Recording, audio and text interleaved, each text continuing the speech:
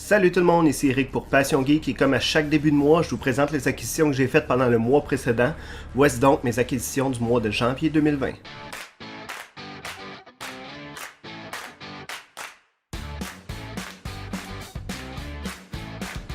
J'ai eu un mois de décembre assez chargé côté jeux vidéo et jeux de société, ce qui fait que j'ai été un peu plus tranquille pendant le mois de janvier, mais ça n'empêche pas quand même que j'ai fait quelques belles découvertes. Je vais donc vous montrer deux jeux de Switch que je me suis acheté et un troisième que j'ai emprunté à un ami, mais qui est quand même sur mes wishlists.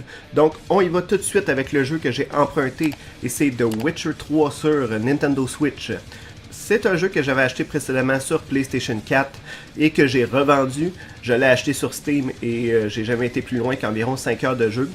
Mais là, j'ai écouté la série The Witcher et ça m'a vraiment donné le goût de me rembarquer là-dedans.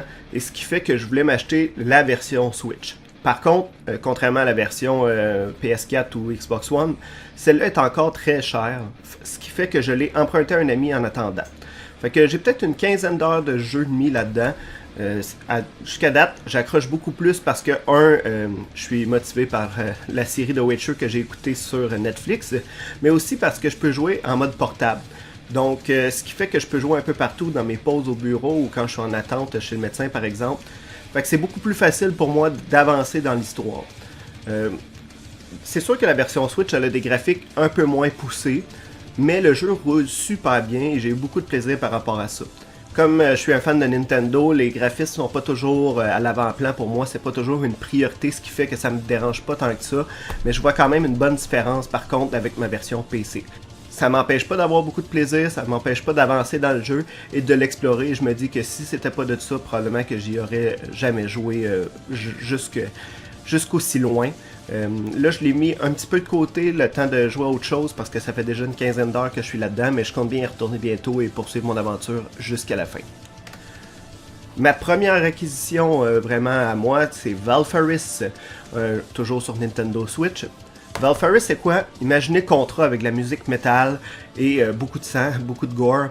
Donc c'est exactement ça, Valfaris. En fait, il y a des références très franches là, à la série Contra, dont cette séquence-là que je vais vous montrer immédiatement.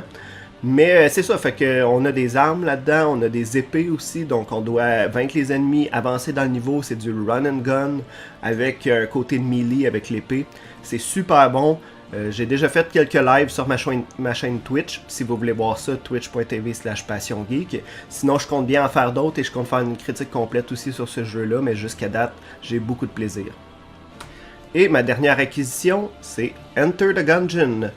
Ça fait longtemps que c'était sur ma wishlist. J'attendais de le trouver à rabais. Je l'ai trouvé à 25 ou 30$ sur Kijiji usagé à Sherbrooke.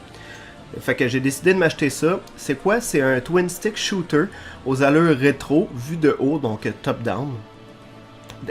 Roguelike. Fait que quand vous mourrez, vous recommencez au début.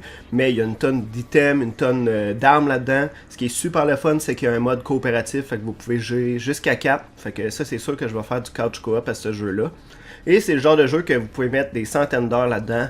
Parce que vu que c'est du roguelike, ben tu sais, chaque run, chaque partie est générée de façon aléatoire et vous avez toujours une expérience différente, même si ça finit par se ressembler un petit peu, mais quand même, il y a beaucoup de contenu là-dedans, donc plein d'heures de jeu pour 30$, un excellent achat, je suis vraiment content d'ajouter ça à ma collection et ça venait même si c'était usagé, j'ai les petits goodies, donc comme la petite balle en construction à faire et aussi il y a la trame sonore là-dedans.